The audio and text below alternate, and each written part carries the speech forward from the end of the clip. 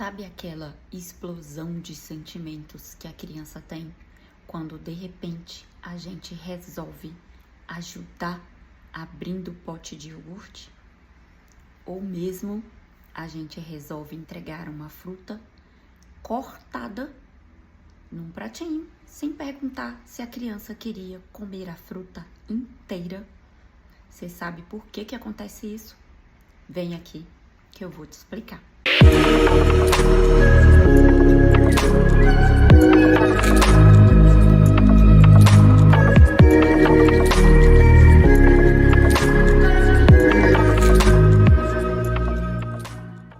A criança, como todos nós, ela às vezes aprende a vivenciar algumas coisas e aí sim ela passa a lidar com elas. É o mesmo que acontece com a gente. Tem coisas que a gente vai vivenciando e vai aprendendo a lidar conforme o tempo passa. E a autonomia é uma delas. Nós somos a espécie que mais precisa de cuidados na primeira infância. As crianças, em especial, têm um desenvolvimento muito rápido, muito fantástico, especialmente em termos neurológicos, neuronais. Isso faz com que, às vezes, ela não saiba lidar com algumas interferências que a gente faz. Mesmo para ajudar, a gente faz algumas interferências que acabam atrapalhando e afrontando a autonomia dela, a tentativa dela exercer essa autonomia. E aí a nossa criança tem uma bela crise de birra, daquelas que ela sai correndo, se joga no chão, rola de um lado, rola pro outro, fica gritando, fica muito brava. Ela fica muito brava. E aí a gente tem que fazer todo o manejo dessa emoção tão intensa que tá no cérebrozinho da sua criança, no cérebro imaturo, e ela não está sabendo lidar. E aí, essa raiva, essa explosão de sentimentos, nessa intensidade, é a criança nos comunicando que a gente tá atrapalhando. Maria Montessori fala: qualquer ajuda desnecessária é um obstáculo para a aprendizagem. E a criança, tendo uma reação dessa, ela tá nos comunicando isso. Ela tá falando assim: peraí, deixa eu tentar. Ela tá falando: espera, eu vou tentar, eu já sei fazer. E a gente interferindo chega para essa criança que nós adultos, mesmo que ela não consiga fazer, mas chega para ela que nós adultos, a gente não quer deixar nem ela tentar. A gente não consegue confiar que ela tente. E aí a birra, a crise emocional vem com ela sinalizando isso pra gente. Principalmente crianças muito pequenas, que ainda não têm um repertório vocabular, um repertório emocional para comunicar a emoçãozinha dela com palavras. A gente recebe uma bela birra. Os bebês mamíferos, eles adquirem as habilidades ao longo do tempo. E por que não a gente deixar a nossa criança colocar a própria roupa, furar aquele canudinho da caixinha de suco, abrir o próprio iogurte, descascar a própria fruta, se ele já tiver essa habilidade, né? A gente tem que permitir que eles façam isso. Eu lembro que todas as vezes que eu vou lá e interfiro em algum processo que o meu filho tá fazendo, tipo, abrir o iogurte, eu tô com medo que ele derrame, ou eu vou lá e abro pra já entregar pra ele logo pra ele comer, o que eu recebo é uma baita de uma bela birra, uma bela pirraça. Ele tá me comunicando que eu fui longe demais, eu ultrapassei o limite da autonomia dele. E se nós não estivermos bem atentas, sintonizadas, conectadas e fortes, a gente não consegue perceber essa reivindicação, que vem em forma desse vulcãozinho em erupção. E aí, todas as vezes que eu tentei ajudar meu filho a fazer alguma coisa, tipo entregar um iogurte já aberto, ou cortar a banana porque eu achei que ele quisesse cortada, mas na verdade ele queria comer inteira. Eu recebi uma bela de uma pirraça. Era ele sinalizando para mim, me comunicando com o repertório que ele tem emocional, verbal, de palavras, que eu estava afrontando a autonomia dele.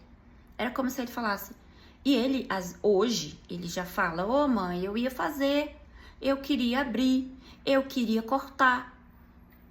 E aí a gente nessa pressa, nessa ansiedade, nesse ímpeto de ajudar, a gente acaba atrapalhando e recebendo o resultado que às vezes não é o que a gente espera, porque a gente não gosta de lidar com a birra, não gosta de lidar com o choro. Muitos de nós temos gatilhos emocionais relacionados a isso. Mas o que a gente pode fazer para não cometer mais esses erros e não prejudicar o desenvolvimento da autonomia da nossa criança? E essa birra, esse chilique, ela tem uma causa de ser. E muito do nosso trato nessas situações desafiadoras mostram sobre a nossa disponibilidade, a nossa paciência, a nossa percepção de como tá a criança. Porque às vezes a gente tá querendo ajudar, mas é porque a gente quer adiantar o nosso lado. A gente tá com pressa, a gente tá em cima do horário, a criança tá demorando demais. Mas isso faz parte dela exercer a autonomia dela de forma satisfatória, respeitosa, no tempo dela. Às vezes a gente vai sim perder 2 minutos, 5 minutos, esperando aquele pinguinho de gente terminar uma atividade, fazer uma transição respeitosa no tempo dela, segura, de uma atividade para outra. Tipo, tá terminando de brincar e aí já é hora de tomar banho, só que a gente tá com pressa e quer que a criança entre no banho logo, a gente acaba apressando, agoniando essa criança. E aí nada flui, vira um caos, dá tudo errado. Porque a gente às vezes tem que esperar o tempo da criança. Mas tudo bem, a vida acontece. Quando não der para esperar, o que a gente faz? A gente comunica. A gente comunica para essa criança que não dá para esperar. De uma forma gentil, de uma forma respeitosa, de uma forma firme.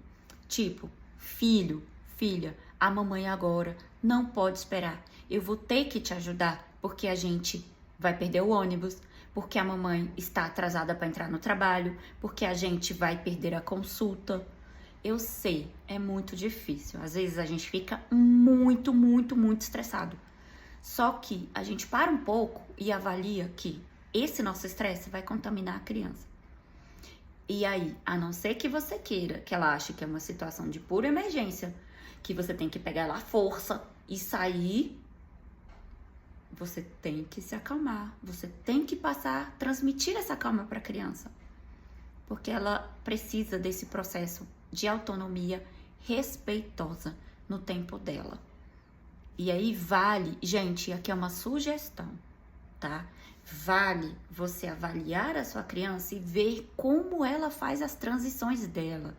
Se eu sei que meu filho, para ir para a escola, ele precisa de pelo menos 40 minutos para ver um desenho, e aqui eu falo do meu filho mesmo, ver um desenho, vestir a roupa com calma, brincar um pouquinho antes de calçar os sapatos, mexer na mochila para ver se tem alguma coisa antes de descer com a mochila, pegar a bicicletinha dele para ele ir andando de bicicleta até o carro. Se eu sei que tudo isso leva 40 minutos, toda a minha programação tem que ser baseada nesses 40 minutos de folga que ele precisa no processo dele de encerrar as atividades dele, as transições de atividades dele. Então é muito importante. Mas eu sei, você pode aí ter 2, 3, 4, 5 filhos. Mas se a gente não consegue montar uma rotina estruturada ou falar mais com calma, se planejar melhor, a nossa vida vai viver sendo um caos. E a nossa criança, ela se desorganiza muito no caos. E é por isso que eu tô te dando essa dica. Se você não puder esperar o processo autônomo da sua criança, comunique com amor, com gentileza, com firmeza. E você tenta fazer do mais suave jeito possível para a sua criança não dar uma bela de uma birra, uma bela de uma pirraça. Tá legal? Eu espero que vocês tenham gostado da dica de hoje. Nos vemos no próximo vídeo. Se inscreva no canal, deixe seu like, assine, pra gente poder mostrar cada vez mais conhecimento de neurociência, de psicologia, infanto-juvenil, maternidade, vida real por aqui.